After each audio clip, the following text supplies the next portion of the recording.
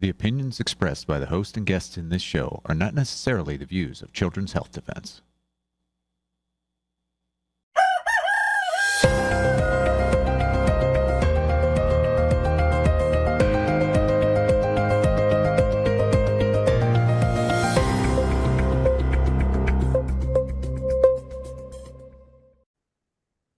Good morning, CHD. It is Monday, the 26th of January, 2026. We are live here on CHD TV. This is a really good, informative show, a warning show, really. So in a minute, Karl's going to come on, Karl Jablonowski, from our senior scientist from Children's Health Defense Science Department. And then we are going to go to Paula, who's going to talk to us about the sewage sludge being chucked over farmland. This is disgusting, and it's something we've all got to get involved in. Then we're going to hear from Maurine, a very important segment. She's an autism grandma. There's a big story there, and she got scammed out of her life savings. This is something you're all going to need to listen to. But for now, let's start off with Karl Jablonowski from our science department. Good morning, Karl. Good morning, Polly. All right, so what's been going on? And we've got a headline here. Let me read this headline for a start. It is trial date set as thousands sue Pfizer over birth control linked to brain tumours. More than 2,000 women developed brain tumours. They joined this class action lawsuit. It was filed in 2024. The woman claimed that Pfizer knew that the long-term use of its popular birth control injection, Depo-Provera, could cause debilitating and potentially incurable brain tumours. What? Right, I know. Depo-Provera is a very popular form of contraception. It's a single injection every 3 months or so, and it has 99% efficacy. There's an estimate that about 1 in 4 women have ever taken it, and the recent research shows that you have about, if you are on this medication for up to a year, you're around 3 to 5 times more likely to develop this form of brain cancer. It's called a meningioma. So it's a cancer of the meninges, which is a protective area that surrounds your brain and spinal cord. And it's produced by Pfizer. And one version of events is that Pfizer finds out that this adverse event occurs with their product, and then they ask the FDA if they should update their label, and the FDA says no. And with that no comes an immense amount of power, because now it's the FDA saying, no, you don't need to update this label. And a lot of courts may interpret that as preemption, where the FDA is holding Pfizer to not be liable for any of these brain cancers. But that version of events depends on Pfizer being a good actor. They have been found guilty 107 times over the last 26 years, paying out $11 billion. 22 of those were False Claims Act, defrauding the government. And I mean, I just sit with that for a second. If our judicial system relies on punishment being able to dissuade bad actors, and if your bad actor is not dissuaded by the punishment, something is really wrong, and it's really bad for society. Being found guilty, which is a high bar, of defrauding the government 22 times in 26 years is astounding. It's like Pfizer finds it just too profitable to lie, get caught, pay the fee, and continue on with business. But with Depo-Provera, to harness the power of the no from the FDA, you need to know someone in high places, and they did. The director of the Centers for Drug Evaluation and Research is Dr. Cavazzoni, who was a former employee of Pfizer, and they just needed to give her a reason to say no. And I think the power of the paperclip gave you that reason. In essence, when Pfizer said, should we update this label, They also included 2 other drugs in that update request that had very little of the active ingredient. It's kind of like a fight breaks out at school. Should we suspend the person who started the fight and 2 innocent bystanders? They gave the FDA a reason to say no. And, you know, in that, in the act of saying no, they're giving a lot of ability for Pfizer to not pay out damages. Dr. Cavazzoni resigned with the new administration, and the new administration is the one insisting on the product update. And it is not lost on me the corruption ingrained in the system that Dr. Cavazzoni is now the chief medical officer and executive vice president at Pfizer. And her deputy, Jacqueline Corrigan Curry, also got a cushy job at Pfizer. In other news, something else that has been weighing heavily on me is just the confusion with autism and vaccines. And if you go to the CDC website on autism and vaccines, the very first bullet point is the claim vaccines do not cause autism is not evidence-based. A few inches below that is the header, vaccines do not cause autism. Footnote. And that footnote is due to an agreement between Senator Bill Cassidy, we're not going to change we're not going to change this header, which is on its face absurd that a CDC website, which claims there's no evidence to make this statement, is still making this statement because of an agreement they had, which I'm pretty sure is referencing Secretary Kennedy's confirmation proceedings. What is doubly confusing is on this webpage to cite the lack of evidence, they actually use Anderson et al., which is the Danish study of 1.2 million children where they looked at aluminum content in vaccines and compared autism outcomes. And the author said, there's no evidence to link autism and vaccines, and yet in their own data, it's really strong correlation of vaccines and autism. And it's a product of really confusing times. If you are new to this and just walking into it, your head is probably rolling several times over. It is I think a product of a society having difficulty gripping with the idea that was a firmly held belief, but is now seen to be baseless. And I'm actually going to go beyond that. The idea that vaccines do not cause autism is not only baseless, but it was contrived. The Federal Register from 1984, quote, any possible doubt whether or not well-founded about the safety of vaccines cannot be allowed to exist. And that's not just an assault on the freedom of science. It's an assault on the freedom of thought. And if you can't think it, you can't say it, you can't study it, and you can't convince people when you do find it. And this CDC website, I think, is a really good testament to the utter confusion that is laying waste to the scientific community around this topic. Carl, I don't understand why we care what Bill Cassidy thinks, but I mean, I guess it was an agreement, but does he really hold that much power? I do not know if he really holds that much power. In the same speech that Bill Cassidy gave, he also got affirmation from Kennedy that he was not going to change ACIP. And ACIP has been changed greatly, and in my opinion, for the better. And it looks like conflicts of interest are no longer plaguing ACIP. And so, yeah, that was definitely a move for the betterment of all of our health.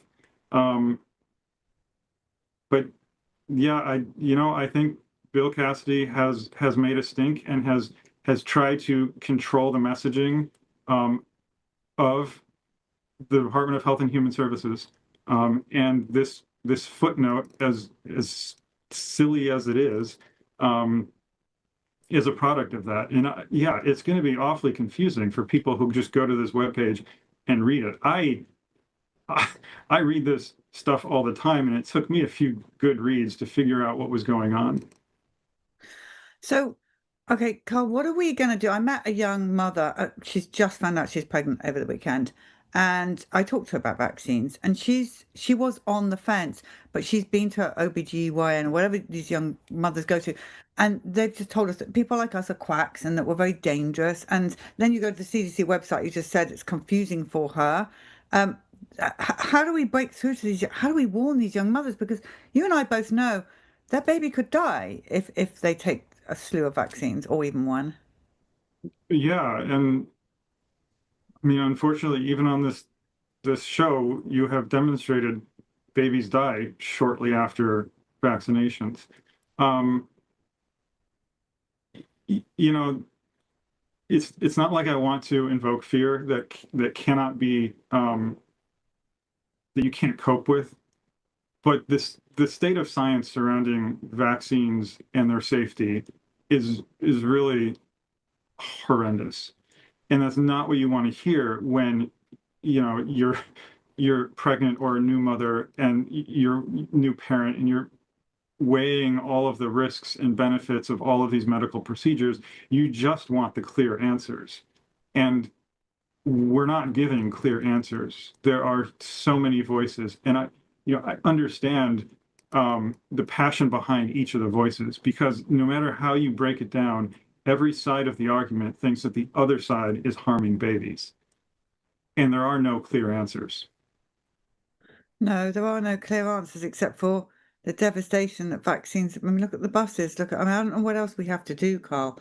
I mean, how many more buses? What have we got to do to warn these parents? Because we have to. Right. I think a prudent course, a conservative course, a vaccine is going to injure. The vaccine functions because it's alarming to your body, and your body's going to have a response to that. And if you give a vaccine, that is certain to happen. What the disease that vaccine prevents against is a lot less certain that child will ever be exposed to it, or even exposed to it in the narrow window where they would be susceptible to it. I just want to go back to the first article, the first thing you talked about, the contraceptive drug. So basically, the young woman, whatever, goes into her doctor, asks for some kind of contraception, ends up with this injection thing that is for up to a year, did you say it lasts for? Uh, 3 months. Oh, 3 months. So you're going in for 3 months, and I presume they're told it's safe and effective. But actually, what you're saying, and this is really serious, people need to know this, you could actually get a brain tumor and die. Is that what you're saying? Yes, you could definitely develop a brain tumor. Meningiomas are on the more benign side of brain tumors, but it is a growth around your brain, and it could press upon your brain and cause any number of poor effects, and including death. Right. And so why is it still on the market? Dear God, I mean, this thing is this a brain tumor of any with a young mum or a young woman is horrific. It should not be on the market. I, I don't disagree there. No, nobody asked me if things should be on the market or not first. But yeah, it's one of many drugs that meddles with our natural hormones. And you know, we don't really understand our hormonal system all that well. It's it can be pretty devastating when you get adverse events like this. Yeah, well, Carl, thank you so much for bringing this to our attention. And to people out there, if you know anybody on this, please send this segment to them. I mean, they just have no idea. Again, is this big lie when we take our babies or ourselves into the doctors? everything is safe and effective. Everything has been trialed safety. Everything is okay when none of it is okay. Bottom Yeah, line. and it's a scary world. And we have to make really, choices, and we need to have the information, what the negative consequences of those choices are.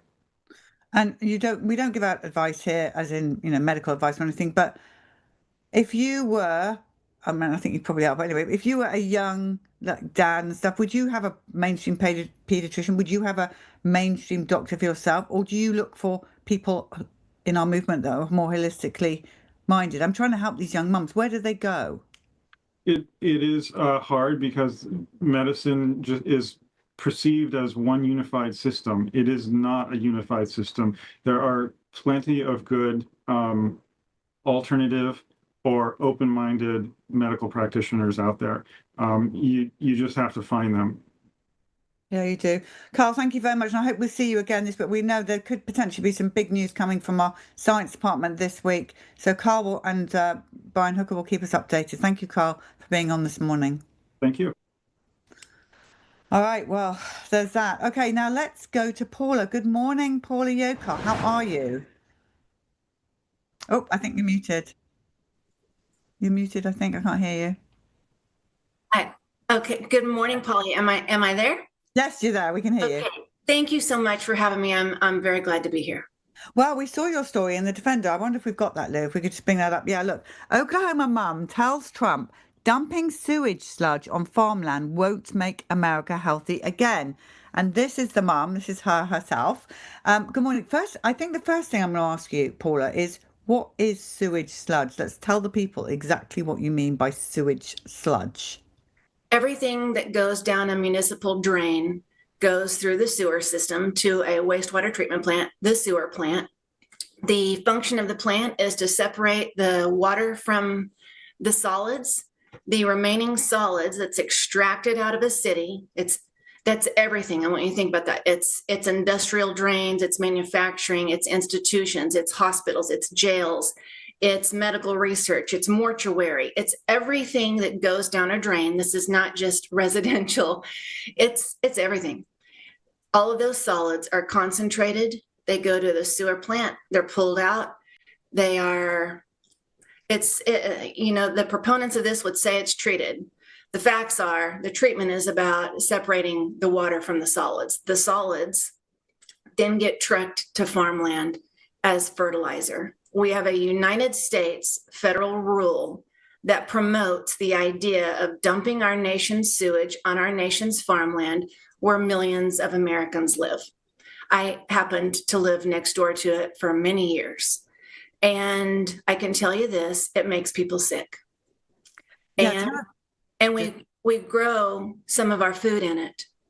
And, the buffers that are built into this federal rule protects water sources. You can dump sewage right up next door to a grade school playground, which happens in the area where I lived for a long time. So just think about anything that goes in a drain. This is biological waste. This is chemical waste. This is forever chemicals. These are every solvent, organic, you name it. If it is in the sewer system, it's going on our farmland. It doesn't just stay on the farmland. It aerosolizes. The wind catches it up. These are vapors, gases, pathogens, you name it. It's coming off the farmland. And when it's, the federal rule says, I put this graph behind me. I don't know if you can see it, not with the intention of you being able to really see this. Wait, it's not in. These are the things that we've tested and found. And up in the corner, I'm going to try and get this down here and show you. This visual tells such a big part of the story. The federal rule, let me get this over here, maybe closer in. This is what's regulated in the federal rule. 9 metals and a fecal indicator. Can you read those out? We can't see that. Yes, it's arsenic, cadmium, copper, lead, mercury, molybdenum, nickel, selenium, and zinc, and that's it. Wow. The federal rule says as long as you measure for those, keep them below a certain level, we're good to go. Take it to the farmland and dump it next door to someone's home or a school or a playground. All the rest of this stuff, which are, viable pathogens, staph, strep, this is our testing. This is just one family's testing. This doesn't even represent all the possibilities. It just demonstrates that we have a federal rule that is deceiving not only our farmers, it's deceiving decision makers across the nation, because they hear, as long as we meet federal standards, this stuff is safe. It's not safe. Their rule is not honest. So if you just, when we just look through here, we've got viable staph and strep, we've got viable parasites, we've got viable viruses, VOCs, SVOCs, that's every chemical, that's every solvent, that's every pain, stain, poison, you name it. Flame retardants. The thing that I really wanted to study was, I knew there was going to be dioxin in it. We started diving in and researching what's in this stuff. We asked for samples, and we were given permission to send our lab to the wastewater treatment plant and get samples. Just because of the illnesses in my family, I wanted to know facts. I had everybody, every authority. I had ER doctors, I had regulators, I had elected officials all telling me this was safe. Well, I'm sort of a trust but verify kind of person. And so I wanted to verify the claims, because I knew every time they dumped this by my home, it made my family sick, very sick. And yes, and this, what you're showing here, we ultimately studied the health of the community and the relative risk of disease in the community where I lived for a very long time, where I was pregnant in, where I raised my son the first 6 years of his life. We have over 125 diagnoses in the community across every category of health, with incredibly statistically significant increased relative risk of disease. And when you look at how these organics travel, I want to show you one more thing. I don't know if you can see this. This is 44 minutes of headspace. Every pipe, every peak here are the organic compounds that come off of this garbage. This is, by the way, this is not fertilizer. This is a public health crisis. And when you are having sludge, the federal regulations call it biosolids. It's just sort of an esoteric word that doesn't conjure up any hideous thoughts, because you don't really know what that means. It sounds all eco-friendly. Well, it's not eco-friendly. It's every pathogen, every poison in the culture. But in just 45 minutes of air study, this is what you're breathing.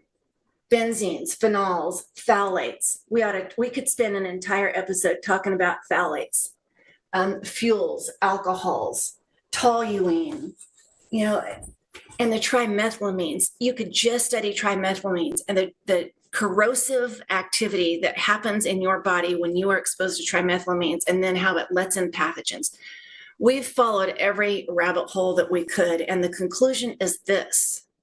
As I said a minute ago, we have a federal rule telling our farmers and our decision makers across the nation that our nation's sewage is fertilizer.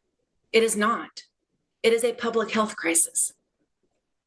The number of diagnoses within the community that has been subjected outside of Oklahoma City for 40 years.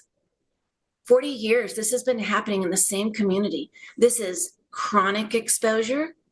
This is high dose hits of, when it's dumped, it's a high dose exposure. Over a little bit of time, that becomes more chronic exposure. It happens around the nation. We have folks, pockets of people that have been fighting this for years, and they lose. We've got a group here in Northeast Oklahoma County, a young lady who has been fighting this tooth and nail. Across Alabama, Tennessee, Ohio, Pennsylvania, Arizona, California, and we are building a team with these people. Their story is our story, is the next person's story. But the bottom line is this federal rule is harming our nation. This is the health of our nation. The trajectory of the health of our nation is tied to what we do with our sewage, because we do this everywhere. And here's a challenge we face. Our wastewater system is not engineered to manage sewage solids. This whole thing is sort of a distant grandchild of the Clean Water Act. This is all about trying to get that water clean to put back out into our natural environment. But we did not have a plan. We did not engineer our system to be able to handle sewage solids. The solution that we are recommending, and that I have the top nation in the world ready to come into a meeting with me and say, we have to have another tier of infrastructure where we can take today's sewage solids and take them to a facility where we can then safely manage and destroy them there. We do not have infrastructure to do better with this. That is our problem. And I mean, you cannot regulate sewage to safety. A policy change, this is what happens with a policy change. Let's use Maine, for example. I mean, and I know everybody has seen in the news, you know, the topic of PFAS. PFAS is horrendous. It is going to be in every sludge. It is going to be in every dumped load of this across the nation. But it is one family of chemicals. There's over 350,000 known chemicals, you know, out in circulation today. PFAS is one family of chemicals. We cannot expect big solutions out of policy changes. What happens is we then start landfilling it. We ban it in our own community. The trucks then take it to the next county. Or, I mean, and that's a challenge they're facing in Maine. These people are stepping up and trying to do the right thing, and they've banned this in their state. But then they're having to landfill it. Their landfills are going to reach capacity sooner than anybody realizes. And they're having to dump it outside of their own jurisdiction. So then somebody else gets this. We keep kicking this can down the road until we are going to hit a dead end. And we are at the point of the dead end. We must have infrastructure to handle sewage solids. That is why we put out a video to President Trump. I am asking for a meeting with him. We have studied this more than any family, not only in the nation, but around the planet. We have invested 10 years. Every extra penny in my family has gone to taking care of my son, our medical bills, trying to keep our life somewhat normal, which is not normal, and our research. I wanted to go into a meeting. I'm asking for a meeting with President Trump so we can go in and demonstrate the harm to our nation, the facts of what we're doing, the facts about this federal rule, how it is deceiving our farmers and our decision makers across the nation. But we need to go in and talk to him about solutions. This is not about just complaining. This is about changing the trajectory of the health of our nation, because when you realize we are dumping, I would say a conservative number based on industry numbers, over 25 million wet tons of sewage onto almost 70 million acres of farmland every year. This is a public health crisis. And most people do not even know we do this. I ought to be quiet and give you a minute to ask some questions. No, I have a ton of Polly, I should warn you, I could talk for a solid, 17 months about this, of what we've learned. Well, good. We need to hear from you. And this is a massive education for so many of us. I think because it's probably news to quite a few people maybe watching this, how did you know this was happening? So you're going about your business, you've got your beautiful child, etc. How did you know this was happening? What was your wake up to this? Was it the smell? Was it your child being sick? What do people need to look out for? Well, that's such a great question. We bought our place in 2004. And when we were in that due diligence period, I'm like, what is this smell? We're told, oh, don't worry about it. It's just the fertilizer up the street. The winds changed, as they do regularly in Oklahoma. Smell went away. We bought our place. And we would have those, ongoing episodes of, okay, well, there's a smell in the air again. Winds change, it goes away. It was not until about 4 years after we bought our place, because remember, nothing is disclosed. You don't have to be told in any real estate transaction that you're buying 25 acres in the middle of Oklahoma City's sewage district. Nobody tells you that. So 4 years later, you wake up, the stench is horrendous. And that was the first time I saw the trucks next to my home. And you see, it's like a convoy of, I call them 18-wheelers, but it's a disposal truck. What you see kind of behind me here. This is actually, my home is just beyond, about a half mile beyond that tree, the tree line there. And when I saw the trucks dumping next to my home, it was sort of on. You couldn't breathe. You're sick within hours. When this happens next to your home and it's upwind of you, think in your audiences, I don't need to tell them this, but people understand what happens in cold, damp, foggy winter. Fog are water droplets. Water droplets carry disease. This stuff is full of viable pathogens. When you're downwind of wet sewage, your life's going to change immediately. And this happens, every Christmas you're sick in these communities when you're downwind of it, because pathogens are stable in those cold temperatures. They're being carried on water droplets. You're basically breathing a nebulizer of sewage. So when you think about that, and it's all the concentrated disease of the community, we were sick within hours. And when we moved there, we all started getting, my husband and I didn't have a baby yet. We would get weird illnesses, but you just kind of think it's life. We traveled a lot. We're reasonable people. We're not looking for the first thing to blame. That's just not how we're wired. But over time, you start connecting the dots. And so in 2008, when it started happening near our home, I started making calls. I started submitting complaints. And in the article that Jill wrote on Children's Health Defense, and you can see one of the responses that we got from our DEQ. Yeah, we know it's wretched. We know the flies are horrible, but hey, everything looks great to us. We checked it. The permit's fine. Sorry, let us know if you need something else. That is what people across our nation hear. No one believes you. Your doctors, except some of my doctors, believe me and wrote letters. I started taking research to my doctor's appointments, if that tells you anything. And so that was what started it for us, when I actually saw the trucks and knew within hours that we were sick. And in 2008, that was when I got pregnant. I was so sick during my pregnancy. It was my first pregnancy. I thought it was just part of pregnancy. No, it wasn't just part of pregnancy.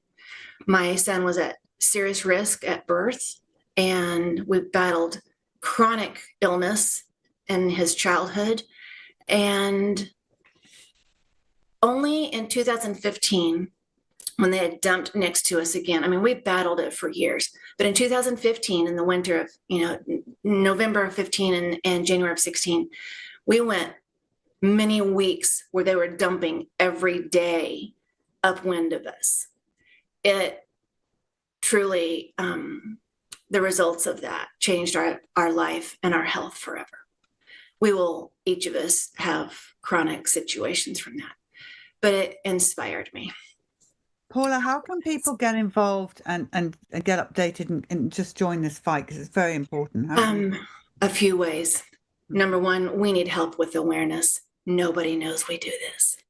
My website is broken up, and it's very organized. We've got a Get Informed page on our website. We have put the key top line findings in a slideshow on our Get Informed page. You can see up there. Watch that slideshow. Get yourself informed. We then have a Get Involved page. And all of our research that's behind that slideshow, we've put links to all of our studies. It's all replicatable, by the way. It's all defensible. We have chain of custody of everything. We have facts.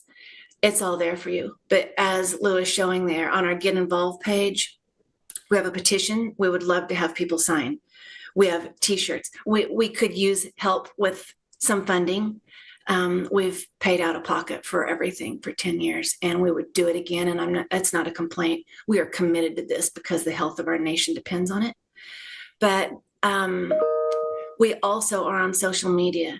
We need help with awareness. Get us on social media. I'm on Facebook. I'm getting ready to launch a TikTok campaign. Kind of excited about that. I'm on X, and most of it is under Mission 503. Google it in various ways. You'll find me. Get on the platforms. You'll find us. On Facebook, you can also find my name, Paula Yockel.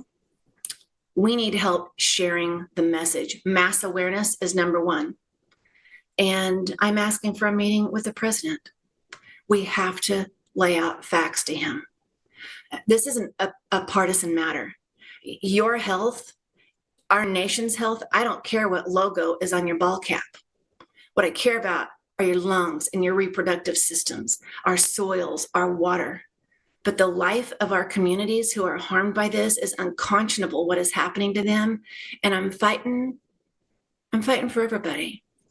And it's in our food. People have food exposure. I mean, when you look at the energy that's around mercury right now in baby formulas, we're grazing cattle on this stuff.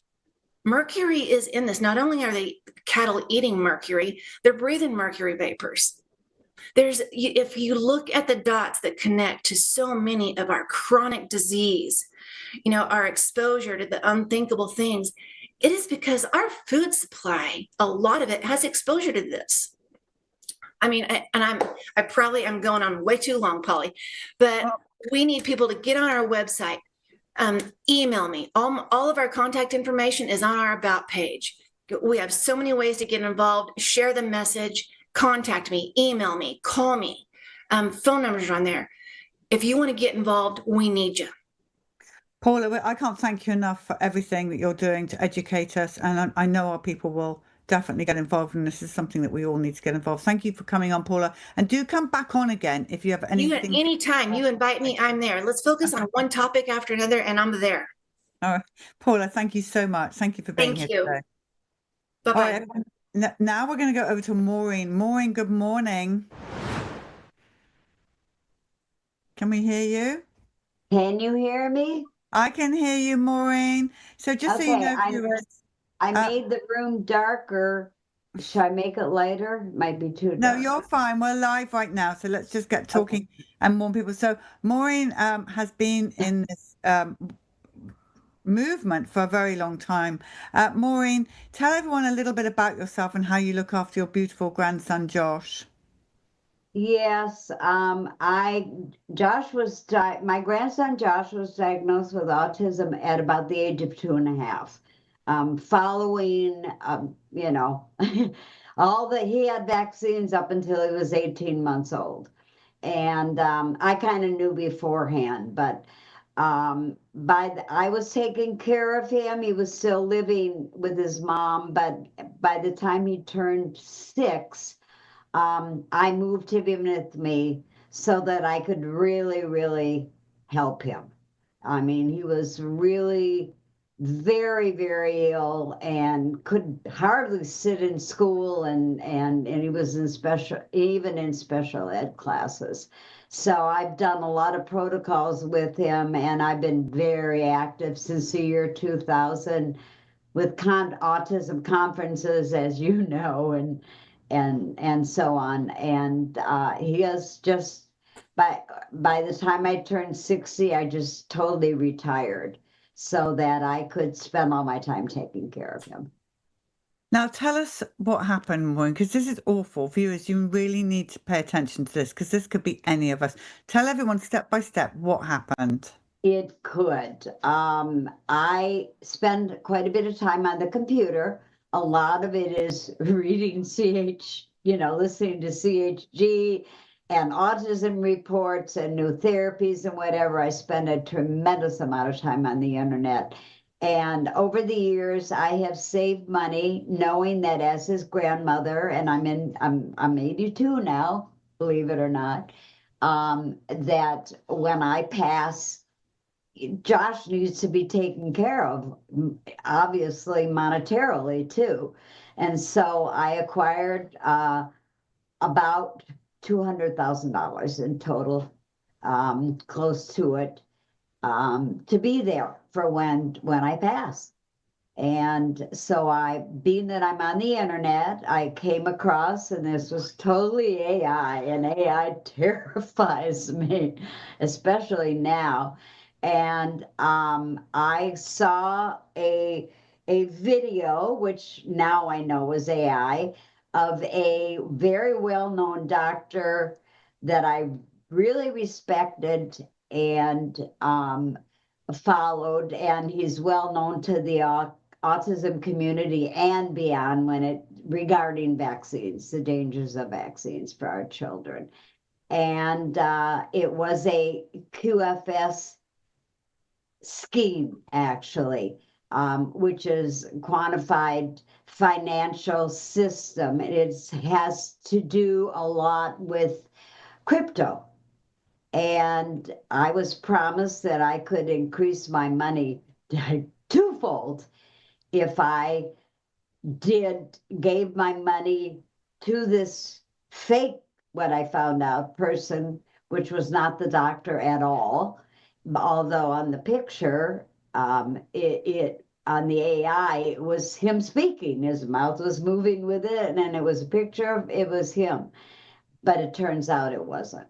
And it took a long time for me to realize that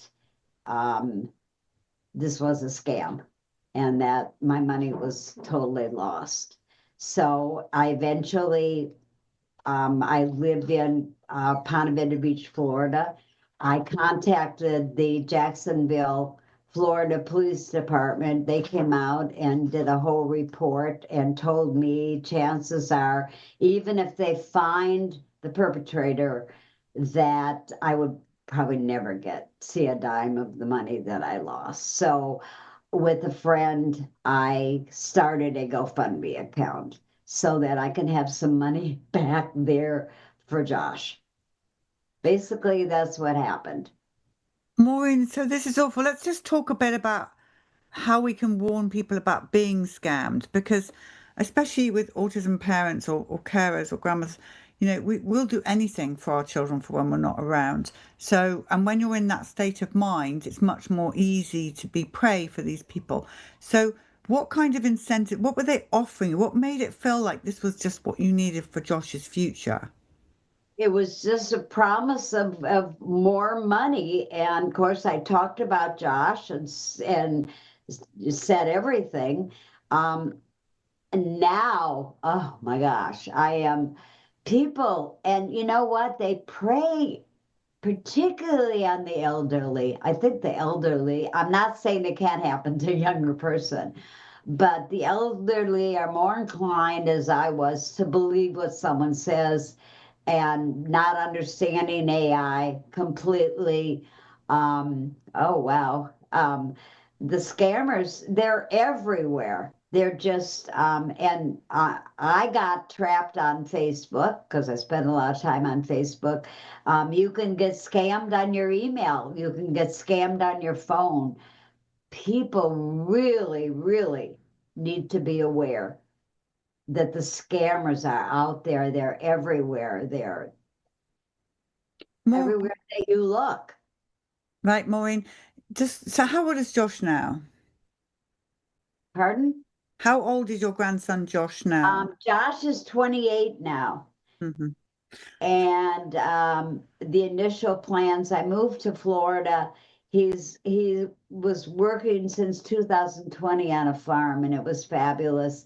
Unfortunately, due to financial issues, the farm, the actual house that he didn't live in, but that housed not about 8 nonverbal young people with autism, had to close for financial reasons. There just wasn't enough money to keep it going. And so the farm as it was kind of fell apart. He still goes there 3-4 days a week, takes care of the animals. They're now using the house for a homeschool. So his future is not as I thought it would be. In 2020, he was going to live there and spend the rest of his life there, but things have changed. And so now it's really even more urgent that I have money put away to help him. And Maureen, are you the only family he's got? Well, I'm actually the only one that takes care of him. There is his father passed away last October. His parents were divorced when Josh was a year old. So there hasn't been that much input from other sources other than myself. And so how can we, well, thank you for the warning. And I think it's really important, everybody hears your story. And we're so sorry this happened to you. It's horrific. Thank you. And thank you so much for having me on and pointing this out. Oh, people need to be careful. Yeah, Maureen, that's so much money. I can't imagine. Maureen, how can people help you? What can they do? I have a GoFundMe right now, and I do believe that the links are up there on the website.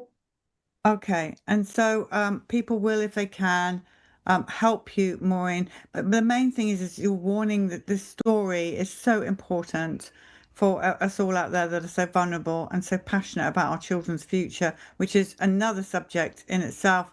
But do give Josh our love and hugs, and to you as well, Maureen. And so the viewers just know, again, Maureen has been in this movement a long time and has done a lot for us all. So thank you, Maureen, for everything. Well, thank you for having me on, and I hope that this autism epidemic gets better soon. Yeah. It's long past time. It is, Thank you, Molly, for having me on, and thank you for allowing me to show the GoFundMe.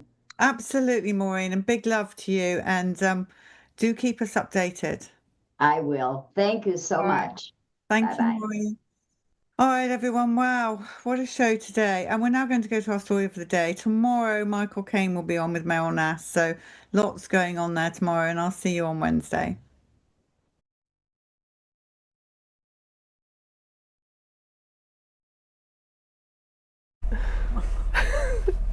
Okay, we're live. Can you tell everyone your name, please? Lisa Pierce. And so let's start. This is a story about you being injured and your son being injured. Let's start with you. What happened to you? In 1981, I had to get my first grade shots, and I came home, and I think the next day I noticed a rash. It was like a red triangle rash in my private area, and it was like scalloped. And it was very strange, never seen anything like it. So I called to my mom and I told her, and I remember her saying in the hallway, I wonder if it was those darn vaccines. And that's pretty much. Do you remember what you had then? Oh, no. No idea. No. Does your mum remember? No, I have a vaccine card at home, but just the bare minimum. What you had? Okay. So, and then after that, did you have any other injury symptoms? No. Okay. Did you have any other vaccinations after that? Yes, the regular ones. We're in Oregon. We didn't have a loophole. And then when I was about 12 years old, my sister ate at a Mexican restaurant, and there was all over the news like hepatitis. And come to the public health center and get your shot. And she asked me to come with her. And I had never eaten at the restaurant, and she asked me to take the shot first. And I went home and I slept for 3 days. And you took the Hepa shot? And my mom said, well, she didn't prove that, but it was my older sister, and she just brought me with her. I don't know why. And and then I just slept, and I had chronic fatigue syndrome for, I remember, for 4 years of high school and 4 years of college after that, and just fell asleep every time. Just anytime I ate wheat, I just fall asleep, wheat or dairy. And did you have any other shots after that one? No. Okay, so that was it for you? Yes. But then you have a child. Yes. How many children do you have? 4. 4 children. Mm-hmm.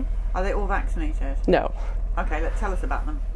So my first is born in 2002, and I was heavily into the medical model and very trusting, and I didn't know anything about labor and delivery or pregnancy, and I was very sick. I had been taking folic acid during my pregnancy, which I would never do now, and I was tired of the morning sickness, so I kind of pushed labor. And so we had a difficult labor, and the HMO that I belonged to suggested that we wait on the hepatitis shot.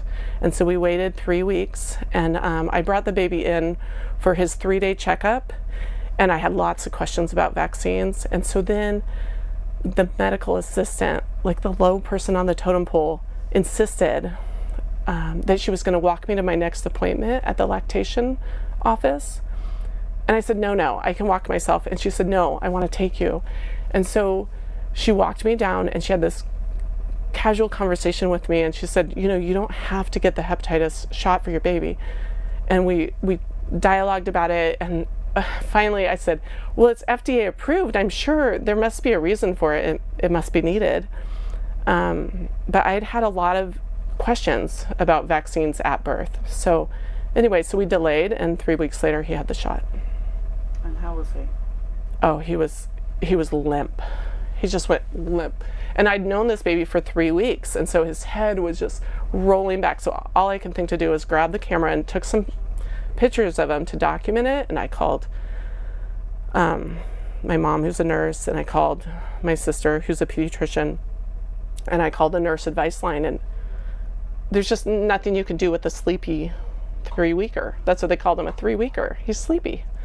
And then throughout the next year, he was fussy all night long, gassy. And you continued to vaccinate him on schedule? Oh, yeah.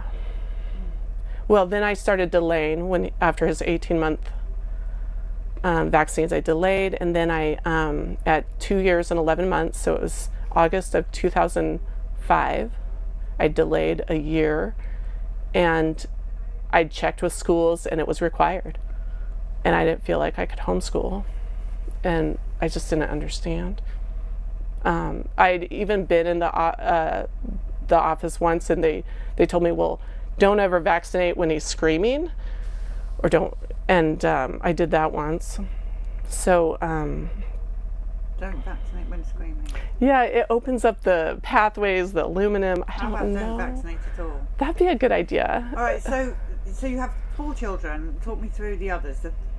When did you decide that was it? You were not doing anything? Well, at that delayed vaccine, I went to the public health nurse, and I had lots of questions, and I wanted the inserts, and they gave me the viz, and they weren't answering my questions. And that is when the public health nurse finally said to me, she said, vaccines in the first year of life do nothing to benefit the baby. They're only for the parents. I said, what do you mean? And she said, they're to train the parents. I said, what do you mean? And my baby was almost 3. And so I went ahead and vaccinated. And then he had the projectile poop. He had the fussiness all night. He had the autism diagnosis 4 months later. So how old is he today? He's good. How old is he today? 21. And he is on the spectrum? Oh, yeah. Yeah, he's on the spectrum. But at age 14, we chelated with the Andy Cutler protocol, and had a lot of benefit from that. That worked for you? Yeah, DMSA, alpha lipoic acid. All right, and just to remind everyone, we're not giving out medical advice. Whoops. To children's health plans. No, you're good. It's just your story. It's Yeah. fine. And so I want to hear about the other children. Did any of them get saved from vaccination? Oh no, they're all home birthed. They're all And no vaccines? none. And how are they? Oh, they're super healthy. Do they have any of the conditions that... There is one who is a clone to my oldest. Like, just physically, he just looks, and he has some yeast overgrowth, like maybe eczema, but not really. It's just... And they didn't have vitamin K? Oh no. Nothing? No. Nothing. They've gotten, one got the measles. The oldest of the 3 youngest got the measles 10 days after kindergarten roundup. And I feel like it was just shedding. And then they all were exposed to measles. And then about 6 months later, they all got the mumps. It literally lasted 6 hours in my house. My husband didn't even notice. So they've had real measles and real mumps. Yeah. Shedding measles. And real mumps. And they're still alive. Oh, yeah. They're doing beautifully. Apparently unvaccinated children. So they've never seen a lots of doctor. They don't have any medical care. So what's your advice to the young mum that you used to be? What would you say to her? Just wake up and listen. And listen to what people are trying to tell you, and that just don't vaccinate. Don't poison your child. Is there anything that would make you take another vaccination for you or your family? Oh, no. Mm-mm. No pandemic, no bird flu? No. Mm-mm. No. True flu? Nope. Nothing. My in COVID, my husband said, "Well, I guess I'll take it if I have to." I said, "No, no." No. Anything else you want to add to this? Just thank you so much for being here and letting me share this. Well, thank you. I'm sorry about your son, but it's wonderful that... He's coming back. He's doing well. All right, thank you. Thanks, Polly. This and all CHD TV programming is made possible by generous support from viewers like you. Please consider making a contribution today to keep our programming going strong. Thank you.